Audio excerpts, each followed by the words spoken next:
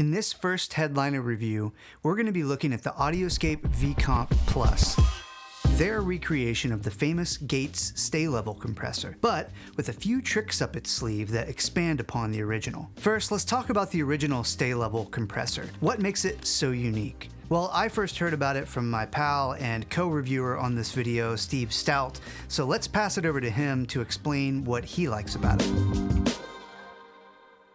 I work in a studio with my buddy Jason, who is the lead singer and songwriter of the band Lifehouse.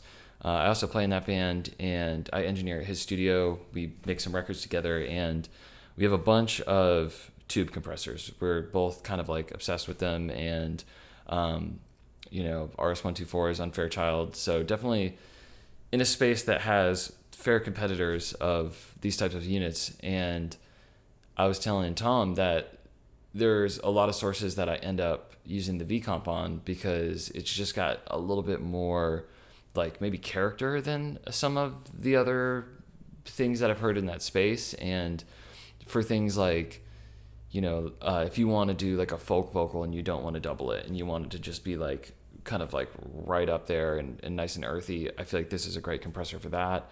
I've done a lot of, more vintage style sounding percussion tracks and just using that drive knob to just slam the compressor. And it's crazy as you kind of dig in to the compression or maybe input gain on a microphone preamp beforehand, you just kind of hear the like characteristic of the instrument start to change, and like get crunchier, or like the EQ even changes a little bit depending how hard you hit the compressor. But yeah, I was super into the fact that it just had so much vibe to it, and it really is going to impart like some of that color from the 7 tubes that just sounds like old records to me. So because I am a history and audio nerd, let's dig into the story behind the original unit. It was roughly based on a compressor made by General Electric that had a fixed input and output and no VU meter on it. So basically you just had to turn the knobs and use your ears and hear what it was doing. Imagine that. The engineers at Gates saw an opportunity with that compressor. They wanted to take that same tube-driven gain reduction, put a few twists on it, apply intuitive controls to make it easy for people to use and to see at a glance what it's doing. But along the way, they also created a brand new circuit called feedback-controlled gain reduction. This unique circuitry was later adopted by other compressors and limiters, namely the LA2A and 1176, which you might have heard of. What is feedback-controlled gain reduction? Well, basically you have your input, your gain reduction circuit, and your output. In this circuit, it's actually measuring the signal coming out of the gain reduction circuit and going through the output, and it's sending that signal back to the gain reduction circuit, creating a feedback loop. But what it means in real terms is it's actually constantly reacting to the signal that's being fed through it, in real time adjusting the gain reduction based on what's coming out of the output. So it has a very musical sound that reacts to the signal coming into it very naturally. This is why the 1176 and the LA2A became so popular, because they took that musical design and refined it even further, with the goal at the time to make it, even clearer and easier to use. So this original feedback-controlled gain reduction circuit, the Sta-Level, it had a lot of color. It's less clean than an LA2A, and as we'll see later when we run some audio examples through it, even with the gain reduction turned off, it still is adding some color and it kind of sounds like a natural compression that's going on. What makes it more colorful? Well, for one thing, it had 6 tubes inside of it. As Steve said, he loves that it has a ton of color and character, making it great on vocals in particular, but also a wide variety of other sources. It's also dead simple to use. I actually found the original typewriter-written Sta-Level user manual from 1956 while I was researching this video. In that, the engineers state, the Sta-Level amplifier is automatic in most of its applications, and after the initial setup, requires little attention. In broadcast applications, it was very forgiving. It certainly can be in music as well, but man, you can really drive this thing. Like I said, even if the compression is turned off, it's still adding some color, but it's pretty subtle. when you do that. I mean, you can hear it, but if you want to record something on the way in and just add a little bit of color and some depth, then this is a great way to do that. So what's the difference between the original Sta-Level and later recreations like AudioScape and even the Retro Instruments version? Well, the modes section is the biggest change. The original Sta-Level only had a switch for either single or double modes. Let's talk about what that switch does exactly, because I saw quite a bit of misinformation online when I was researching this. The original manual describes it like this. In the single position, the recovery time is fixed and does not change much with occasional short peaks or steady recurring peaks. It is slow in recovering from heavy peaks and is best used on classical music or material requiring the most dynamic range. The attack time is slower in the single position also. For speech and popular music, it is best to use the double recovery time position. In this position, the recovery time is largely a function of the type of material used. That was really interesting to me. Basically what it means is, for one thing, mode is adjusting the relationship between the attack and release rather than allowing you to adjust them independently. But more importantly, double mode enhances the effect of that feedback compression circuit. Remember, we talked about it's reacting to the signal that is being fed into it constantly. It enhances that, and the attack and release time are being adjusted along with the signal that is being fed into it. So this is where it gets a lot of its natural musicality. Retro Instruments added a triple mode, which is an even more aggressive attack and release ratio to fit more modern production styles. AudioScape have included triple mode as well, but they also added off mode, which is not a bypass of the whole unit, which I've seen some YouTubers say. It bypasses the gain reduction circuit, but it's still running signal over all of the tubes. So you are adding some color, and as we'll see in the audio examples, I think you do hear it almost a compression kind of a sound, even with it turned off. Speaking of the tubes, when I was looking at that original manual and compared it to AudioScape's website, the parts list was kind of surprising. The tubes that AudioScape is using are almost all exactly the same as the original. So surprisingly, they are able to source a lot of the tubes that were originally being used in this unit, which is responsible for a lot of the sound. This is one of the things that I love about AudioScape. They really only use high quality components in their gear. And because they're selling direct to consumers and not paying margin to a reseller, they're able to source these high quality components and make everything by hand here in the United States, still being able to sell it for what I think is a pretty fair price point. The other thing I like about AudioScape is they don't usually make exact clones of something. They usually add an optional twist onto it, which I think is really cool. In this case, the VCOMP Plus, they've added an extra tube, which you can not use if you don't want to, or you can kick it on with the drive switch, which I will let Steve tell you about. One of the essential improvements that AudioScape did for the VCOMP Plus was to try to make the input and output knobs a bit more usable. So they added a drive switch that adds 5 dB of gain after the input knob, which I found is awesome if you're, kind of looking at the needle and you're like, man, I feel like maybe I want to, I think there's something in our psyche where you're like, I want to push it harder, and depending, how much, microphone preamp gain you have going in, sometimes just hitting that drive knob kind of makes your brain feel a little better than turning an input knob all the way to 10 or something on a compressor. So it's nice to just kind of have that extra step of gain to use for the sources where you just feel like you want a little bit more oomph in the front. And to me, it sounds a little different than, I feel like if I just turn the input gain up 5 dB, I think there's something in there that makes it sound a tiny bit different than if you had just done that. So it's a cool kind of secondary characteristic to have in the compressor. All right, enough talking. I'm sure you want to hear what this thing sounds like. So let's jump over. I'm going to run some audio through this thing and you can hear how it reacts to certain controls. First up, I have a female vocalist here, SB Fonte. This is her original song, Dizzy. She recorded this on an R44 AEA mic here in the studio. And first I'm going to play it without any compression at all on it. Then I'll add it in so you can hear what it's doing. And I'll do that first with the track playing around it and then with just the vocal soloed. So here we go. Round and round the Ferris wheel, round and round life's appeal, up and down we go, round and round the circle. orchestra pits and no refrains, up and through the moves they groove in life. I'm doing alright. I am barely hanging on, but that's alright. So as you could see, I had around 6 or 7 dB of gain reduction there, nothing too crazy. And this is pretty much what I had it set to when I was tracking through it. I didn't really want to drive into it too hard while tracking. And to do that, I have it set in the single mode. The drive is set to stock, and you can see the input and output settings here. So let's talk about the modes. So what this is actually the relationship between your attack and release settings on the compressor. So single and double were on the original Sta-Level. AudioScape have added off. Retro Instruments added triple when they first came out with their version of the Sta-Level.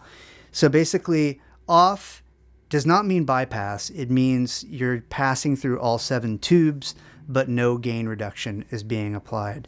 When you're passing through 7 tubes, it actually is going to sound like it's compressing it just a little bit, which I'll show you in a second. And that's just a characteristic of tubes. Even some tube microphones kind of have that characteristic where it sounds slightly compressed already. Single is the most gentle form of compression. Double is a little bit more.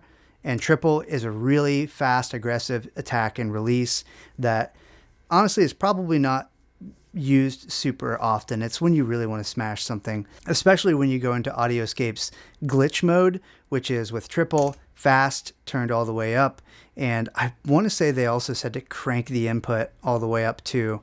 But yeah, you basically smash the ever-loving hell out of it. So let's try some different settings here, and you can see how this vocal reacts. I was really it really fascinated me. You can drive this thing really hard and it will sound compressed, but not like super, super smashed. So here we go. Let's play back this vocal and mess around with some settings. Round and round the Ferris wheel, round and round life's appeal, up and down we go.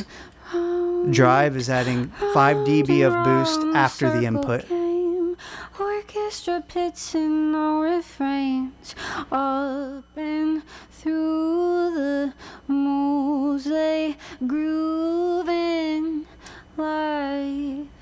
I'm doing alright. I'm barely hanging This is on, glitch but mode. That's alright. Barely hanging, barely hanging on. And let's hear it in the mix. Round and round the Ferris wheel, round and round life's appeal, up and down we go. Round, round and round the circle came, orchestra pits and no refrains, up and through the moves they groove in life. I'm doing alright. I'm barely hanging on, but that's alright. So yeah, you can hear it'll compress it, but it's not super, super, super smashed. So Steve and I were talking about that, and it's one of those things. It's a characteristic of an analog compressor. You can get that sound really quickly. That would take, layers and layers of plugins to get that same sound, just taking little chunks at a time of, 3 to 5 dB of gain reduction or a little bit more to be able to smash something that hard without it sounding just destroyed. So that's vocals. I'm going to play you some other sources. Let's listen to the acoustic guitar. Okay, so I've got some settings dialed in here, and just like before, I'm going to play it without any compression, and then we'll add it in. Here we go.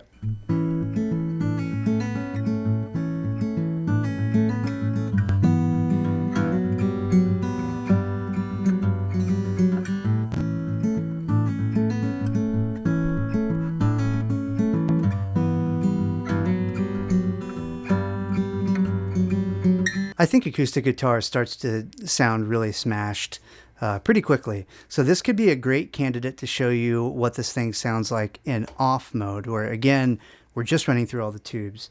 And like I said, I'm going to switch between off and on, and you'll be able to hear that it actually does still sound like it's compressing it a little bit. And that's just a characteristic of running through a bunch of tubes.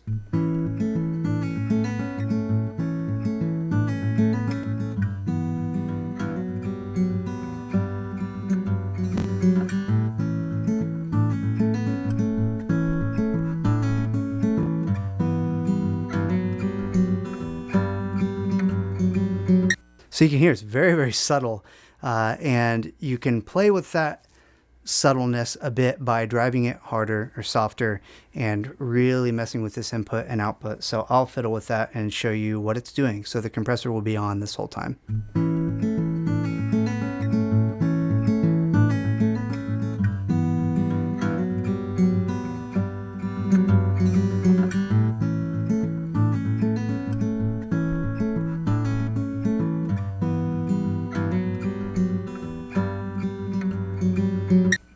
So you can see whenever you're driving it harder like that, you're actually starting to get some compression kind of sounds from the tubes, which I don't think is actually compression. I think it might just be a perception kind of a thing, but I'm sure some super nerd can tell me in the comments that I'm totally wrong about that.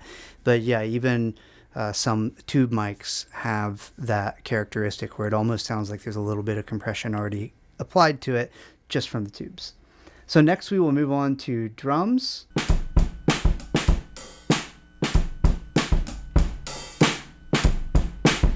Listen to that kick drum.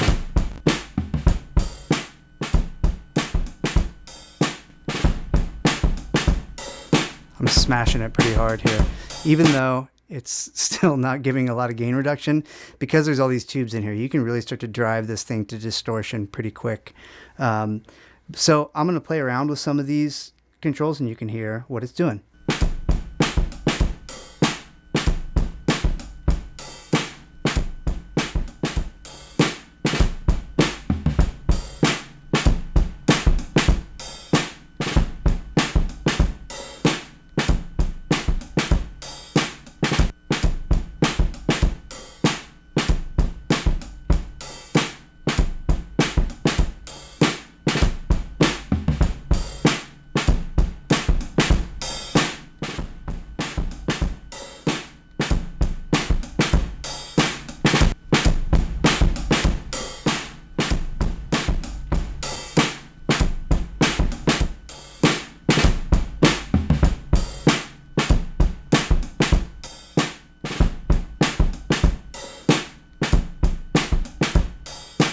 So there you have it. Those are some kind of more of a deep dive look at how this compressor reacts. As you can see, you can really start driving it, which is a lot of fun.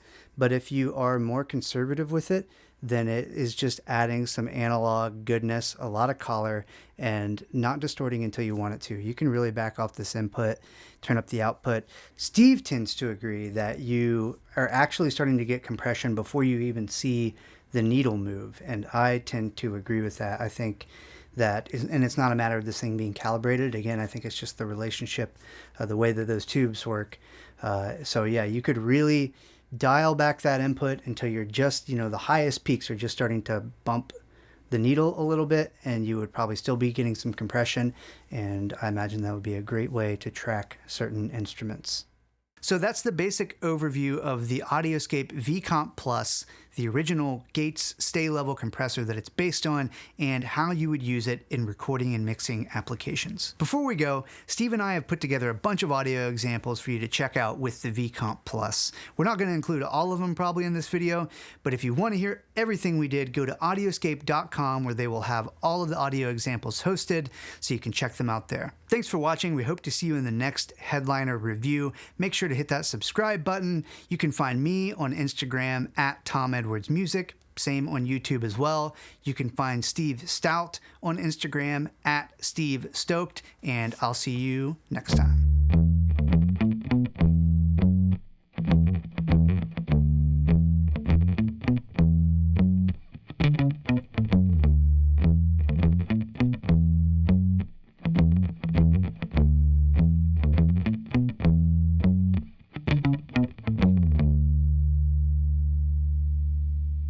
I always find myself with you. I can't deny that I'm scared too. I feel the same when I'm near you. I'm always running back to you, to you.